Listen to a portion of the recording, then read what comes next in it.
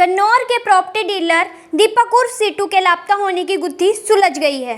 3 लाख रुपए के लेन देन के कारण मामी और भांजे ने दीपक की हत्या करके उसके शव को नरवाना ब्रांच नहर में फेंक दिया था। थाना पड़ाव पुलिस ने लापता के मामले को हत्या में तब्दील कर दोनों आरोपियों को गिरफ्तार कर लिया है। दोनों को अदालत में पेश करके 2 दिन का पुलिस रिमांड लिया गया है। अंबाला की थाना पड़ाव पुलिस में दी शिकायत में सोनीपत गन्नौर निवासी संदीप कुमार ने बताया कि उसका भाई दीपक प्रॉपर्टी डीलर का काम करता था। रीना ने दीपक से 3 लाख रुपए गांव ढोब रोहतक निवासी अपने भांजे सुमित को उधार दिलवाए थे। गन्नौर निवासी रीना भी सारा कंपनी में कार्यरत थी और दोनों के बीच पैसे का लेन देन होता रहता था। इसी बीच रीना अंबाला शहर सेक्टर 10 में किराए के मकान में शिफ्ट हो गई थी। वहां पर भी पैसे के लेन देन को लेकर उसके भाई दीपक का आना जाना था। मृतक के भाई संदीप ने बताया कि 15 मई को उसका भाई दीपक घर से रीना के पास अंबाला पैसे लेने आया था, लेकिन जब वह वापस नहीं लौटा और उसका मोबाइल भी बंद हो गया तो उन्हें शक हुआ, जिस पर उन्होंने रीना को कॉल करके पूछा तो उसने बताया कि उन्होंने दीपक को 3 लाख रुपए दिए और उसे अंबाला कैंट बस स्टेशन के पास छोड़ गए थे, जिस पर दीपक के भाई संदीप ने थाना पड़ा पुलिस में अपने भाई के गुमशुदगी की रिपोर्ट लिखवाई थी। उसने बताया कि दोनों आरोपियों ने उसके भाई की हत्या कर दी है। और ये क्या मामला है? मेरा नाम से संदीप है, गांव पानती गन्नौर से हैं हम।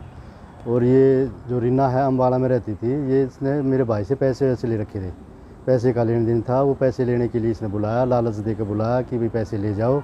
पैसे वैसे कुछ दिया नहीं तो उन्होंने इसके साथ गलत काम कर दिया, इनको मार दिया। शव मिला ये जी ये हत्या की गई जी। यहाँ पर अंबाला से जो शंभू रोड जाता है वहाँ पर गांव में इसको मारकर वहाँ पर फिर नहर में डाल दिया। शव मिला जी कुरुक्षेत्र इनका। मामला दर्ज करवा दिया गया? हाँ जी, दर्ज करवा दिया गया है। गला रेत रखा है, गले में भी चक्कू मार रखे, पेट में भी 3 चक्कू मार रखे हैं, सिर में भी मार रखी चोटें। हाँ, पहले जी खाने में इसका कुछ मिलाया है, फिर इसको ले गए हैं, फिर गाड़ी में इसको चक्कू मारा गला रेता का इसका।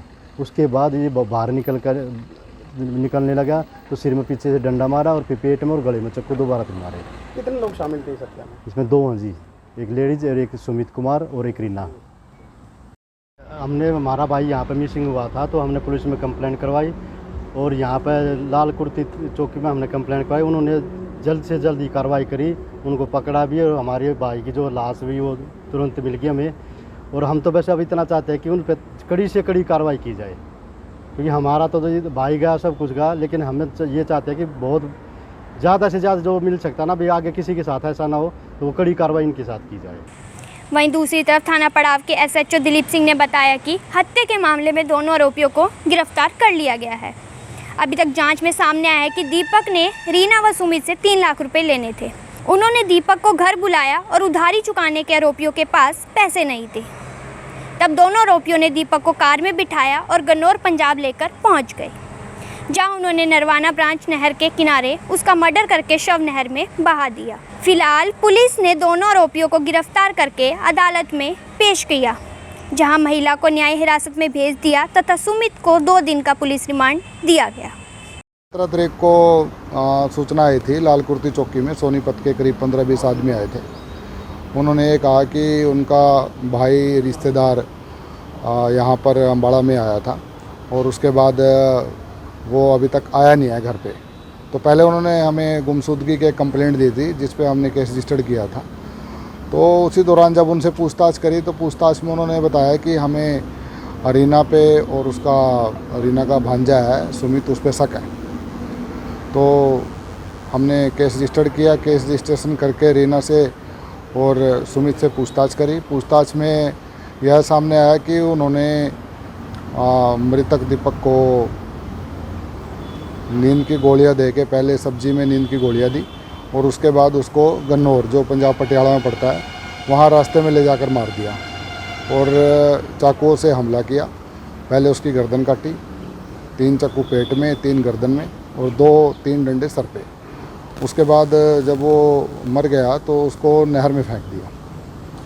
उसके बाद नहर में हमने तलाश शुरू करवाई, गोताखोरों से संपर्क किया तो पता चला कि कुरुक्षेत्र में बचगांव करके एक गांव है, वहाँ के नज़दीक ये नहर जो गन्नौर पटियाला से चलती हुई आगे जा रही है कुरुक्षेत्र में, तो वहाँ से मृतक की डेड बॉडी हमने रिकवर कर ली। हालत में पेश किया गया। हाँ हाँ, रीना और सुमित को हमने विधि अनुसार गिरफ्तार किया है और रीना को हमने लीगल प्रोसीडिंग करके जो भी थी पूछताछ करके उसको न्यायिक हिरासत में भेज दिया है और जो सुमित है वो 2 दिन का रिमांड पे हमारे पास है। मृतक की उम्र कितनी थी, क्या काम करता था? जो मृतक था वो करीब 43-44 साल का था और सोनीपत का था वो, और बिजनेसमैन आदमी था। और ये भी सामने आया है पूछताछ में कि जो मारने वाले हैं रीना और सुमित, मृतक ने उनको करीब 3-4 लाख रुपए उधारे दे रखे थे, जो उन पैसों को लेने के लिए बार बार इनको बोल भी रहा था। पैसे ना देने की एवज में उन्होंने इसका मर्डर कर दिया। किन किन धाराओं में मामला दर्ज किया? अभी हमारे पास पहले तो गुमशुदगी का केस रजिस्टर्ड हुआ था, उसके बाद जैसे ही पूछताछ होती रही, इन्वेस्टिगेशन में जो भी सामने आया हम सेक्शन इसमें ऐड करते रहे। इसमें 302, 120B और 201 हमने केस रजिस्टर्ड किया है।